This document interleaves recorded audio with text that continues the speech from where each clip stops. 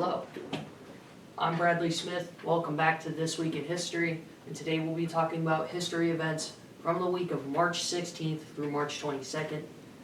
Let's get into it.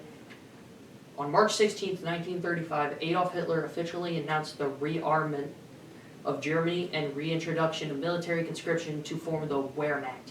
I'm sorry, my German is terrible, even though I am German. This was a direct and public violation of the Treaty of Versailles, signaling the beginning of Germany's aggressive expansion leading up to World War II. Now we move on to March 17th. Happy St. Patrick's Day, by the way. On March 17th, 461 AD/1762, while March 17th is believed to be the date of St. Patrick's death in 461 AD, the holiday as we know it, with parades and green beer, is largely an American invention. The first recorded St. Patrick's Day parade actually took place in New York City in 1762, held by Irish soldiers serving in the British Army. Now we move on to March 18th. On March 18th, 1965, Soviet cosmonaut Alexei Leonov became the first person to exit a spacecraft and walk in space. Tethered to the Voskhod 2 capsule by a 16-foot cable, he spent 12 minutes floating in the vacuum of space. The mission nearly turned fatal when his spacesuit ballooned in the vacuum, making it almost impossible for him to re-enter the airlock. Now we move on to March 19th. On March 19th, 2003, in the early morning hours, the United States and coalition forces began Operation Iraqi Freedom. The military campaign started with a shock and awe bombing campaign in Baghdad.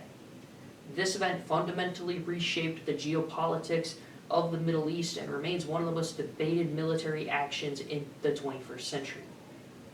Now we move on to March 20th. On March 20th, 1916, Albert Einstein published his paper, The Foundation of the Theory of Relativity, in the journal Allgemeine der Physik. This revolutionary theory redefined our understanding of gravity, space, and time and remains a pillar of modern physics. Now we move on to March 21st. On March 21st, 1965, led by Dr. Martin Luther King Jr. and protected by federal troops, thousands of civil rights activists began their third and ultimately successful attempt to march from Selma to Montgomery, Alabama.